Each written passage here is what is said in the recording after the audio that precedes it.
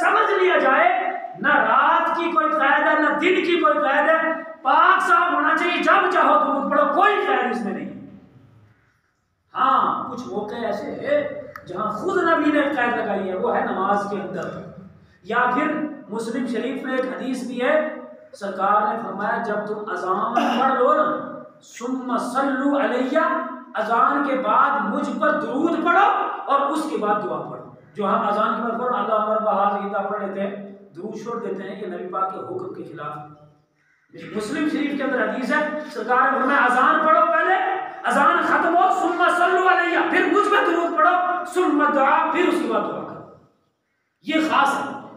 इसी तरह आप नमाज पढ़ते हैं, नमाज में भी ये कुरान की जो आयत नाज़िल है, अल्लाह ने फरमाया इन्नल्लाह व मलाइकतहु युसल्लूना अलन नबी, बेशक अल्लाह और उसके फरिश्ते दुरूद भेजते हैं नबी पर। या अय्युहल्लज़ीना आमनू सल्लु अलैहि व सल्लिमू तस्लीमा, यहाँ दो काम के हैं, ए ईमान वाला दुरूद भी पढ़ो, ए ईमान वाला सलाम भी पढ़ो।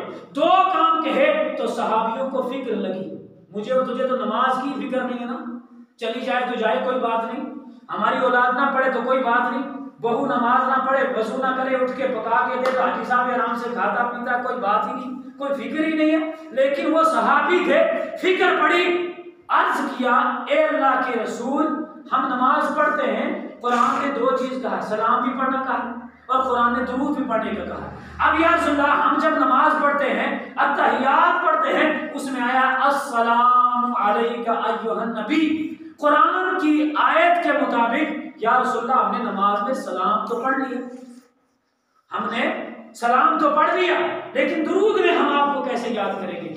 मेरे सोने रसूल ने फरमाया पढ़ो दुरूद इब्राहिमी, अल्लाहुम्मा सल्ली अला मुहम्मद, जो हम नमाज में पढ़ते हैं, कमा सल्लैता अला इब्राहीम व अला इब्राहीम। इस दुरूद की तालीम दी है, बुखारी शरीफ में है।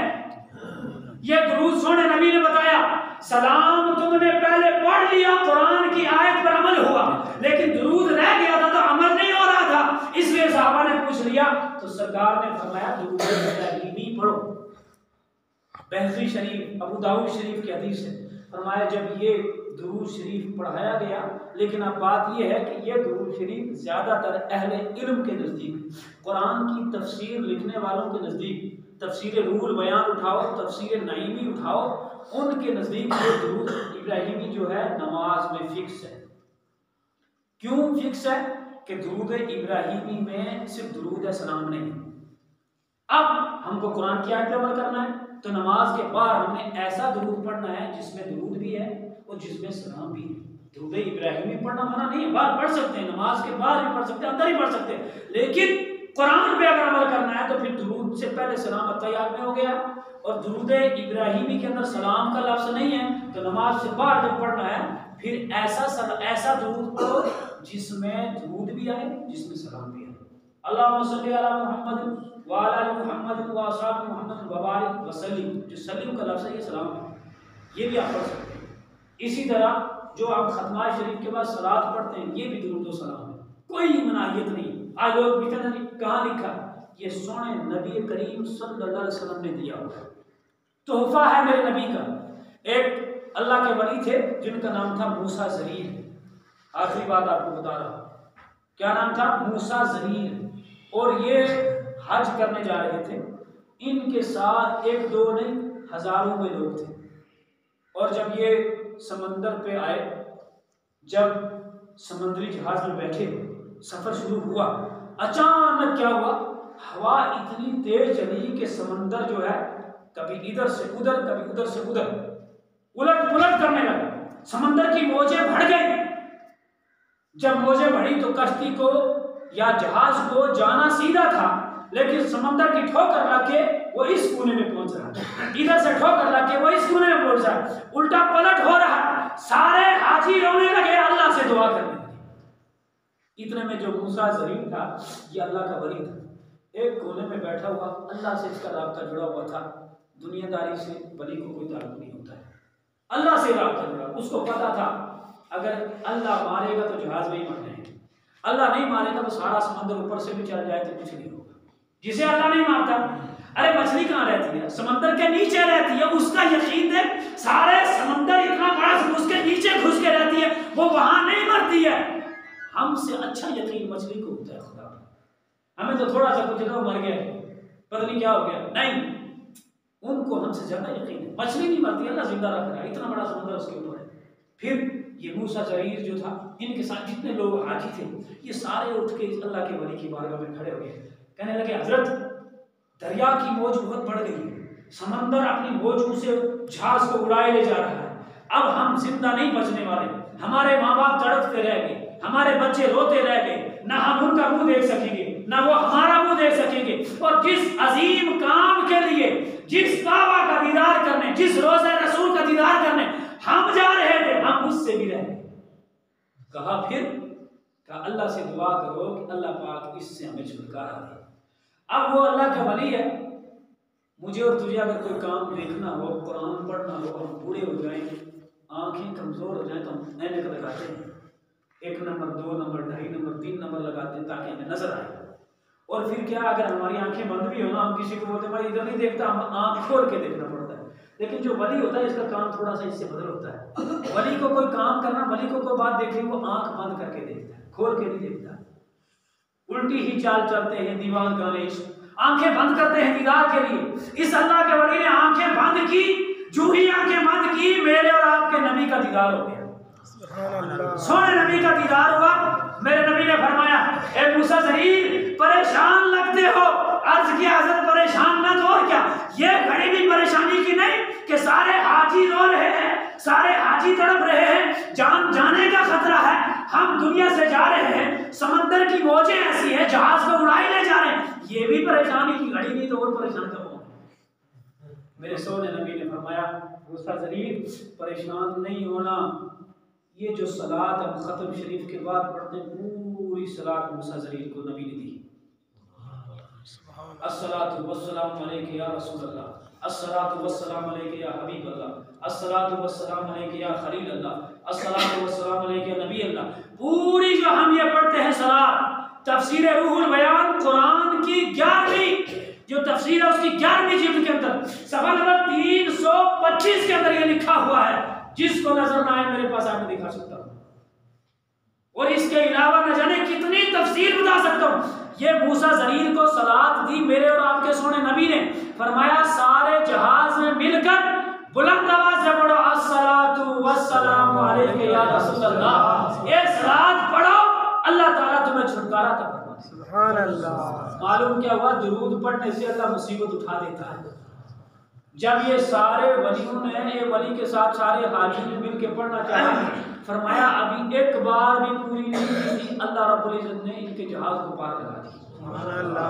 जब जहाज पार लगा और फिर वो अल्लाह का वली फरमाता है, काश अगर कोई बंदा मोमिन हर नमाज के बाद इस सलात को पढ़े ना, अल्लाह रब्बुल इज्जत उसकी हर किस्म की मुसीबत को हटा देगा। सुभान अल्लाह।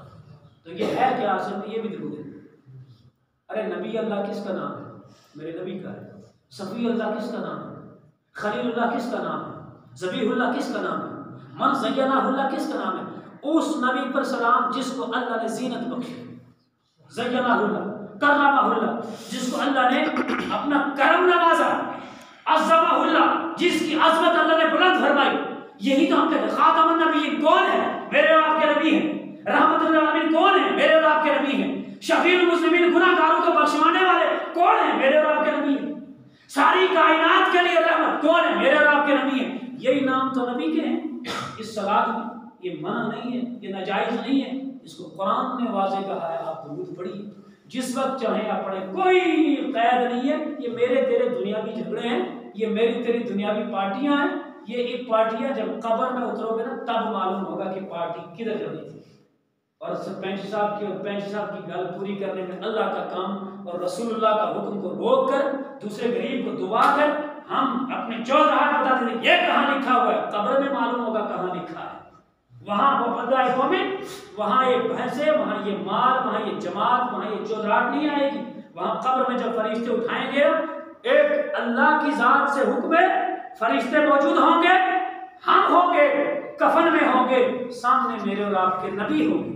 सुभान अल्लाह। अगर यहाँ पढ़ा होगा दुरूद, पढ़ी होगी नबी पर सलात, की होगी नबी से मोहब्बत, चाहे नमाज से पहले दुरूद पढ़ा हो, चाहे नमाज से बाद पढ़ा होगा, चाहे अजान से पहले पढ़ा हो, चाहे अजान इंसान से बात बड़ा हो, कोई मलाहियत नहीं है। वहां जब फरिश्ते कहेंगे ना, ए बंदे मन रब्बू का, तेरा रब कौन, माँ दीनों का, तेरा दीन क्या, ये तो बता देंगे। जब तीसरा सवाल सोने नबी हाजिर होंगे, वहां फरिश्ते ये नहीं पूछे, क्योंकि इम्तिहान में पहले जवाब नहीं बताया जाता, सवाल ही पूछा जाता है। वहां सोने नबी सामने होंगे, लेकिन फरिश्ते ये नहीं कहेगा इस नबी के बारे क्या कहता। अगर नबी बोलते फिर मुझे तुझे तो पता ही चल गया ये नबी है, मुझे तुझे तो मालूम हो गया नबी है, फिर नबी के बारे क्या कहता है, ये नबी है, ये कहेंगे। लेकिन नहीं, फरिश्ते कहते हैं माँ कुंत तक़ूलु फी हक़्क़ि हाज़ा रजुल, और ये नहीं, इस वक्त नहीं कहता, दुनिया में क्या कहता था इसके बारे, इस मर्द के बारे दुनिया में क्या कहता था। खुदा की कसम मोहब्बत की होगी ना, यही कहेगा। हर नमाज के बाद कहता था अस्सलातु वस्सलामु अलैका या रसूल अल्लाह, हर अज़ान से पहले कहता था अस्सलातु वस्सलामु अलैका या रसूल अल्लाह। वहां रोकता नहीं था पढ़ने वालों को, मैं खुद कहता था सलाम। यही तो सोने नबी है जिसके लिए सारी जिंदगी में रोया हूं, यही तो सोने नबी है जो मेरे और तेरे गुनाह बख्शवाने वाले, यही तो सोने नबी है जिसका कलमा पढ़ के अल्लाह जमीन और आसमान से भी ज्यादा हमारे गुनाहों को मिटा देता है। यही तो सोने नबी जिसके सबके कुरान मिला, नमाज मिली, जिंदगी मिली है। ए फरिश्तों मुझे पूछते हो, यही तो मेरे सोने आका है जिस पर हम सलात पढ़ते थे, जिस पर हम दुरूद पढ़ते थे। बस अल्लाह रब्बुल इज्जत की तरफ से आवाज आएगी, मेरे बंदे ने सच कहा, सच कहा, इसे छोड़ दो। लेकिन अगर यहाँ खुदा की कसम बुग़्ज़ लिया, लोगों को फंसाया, उल्टे सीधे सवाला, उल्टी सीधे बातें, तो फिर वहां काम आने वाले नहीं।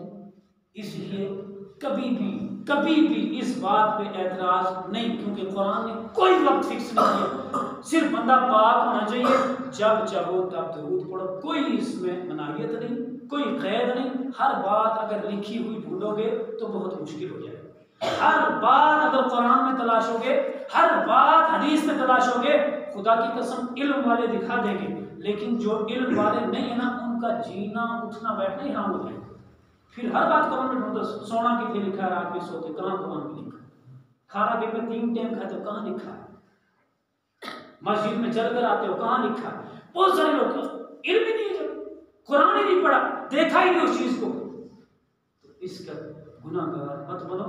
जब भी दुरूद पढ़ना है, सोने नबी पे दुरूद पढ़ो। खुदा की कसम दुरूद से रहमत नाज़िल होती है, दुरूद से गुनाह मिटते हैं, दुरूद से औलादें नेक होती हैं, तमाम मुसीबतें टलती हैं। अल्लाह पाक नबी करीम सल्लल्लाहु अलैहि वसल्लम में मेरे और आपके गुनाहों की माफ़ी अता फरमाए। अल्लाह पाक हम सबको प्यारे नबी पे दुरूद पढ़ने की तौफीक बख्शे। दुरूद शरीफ जब पढ़ता है ना बंदा, ये जो हमारा सांस निकलता है ना पढ़ने में, ये भी ज़ाया नहीं होता।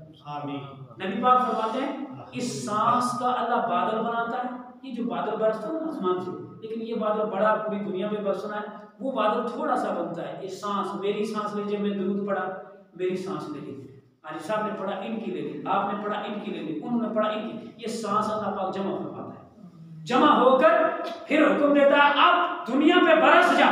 फरमाते हैं खतरा बरसता है, जब ये पहाड़ पे पड़े ना तो सोना बन जाता है, जब ये जमीन पे पड़े ना तो चांदी बन जाती है, जब ये काफर पे पड़ जाए ना, पड़ता नहीं वैसे किसी काफिर पे, लेकिन जिसके लिए अल्लाह ने हिदायत रखी हो ना, काफर पे ये सांस मेरा तेरा दुरूद वाला पड़ जाए ना, वो काफर भी कलमा पढ़ के मोमिन बन जाता है, और गुनाहगार पे पड़े तो बख्श कर जन्नत में चला जाता है। अल्लाह पाक हमको दुरूद पढ़ने की तौफीक अता फरमाए।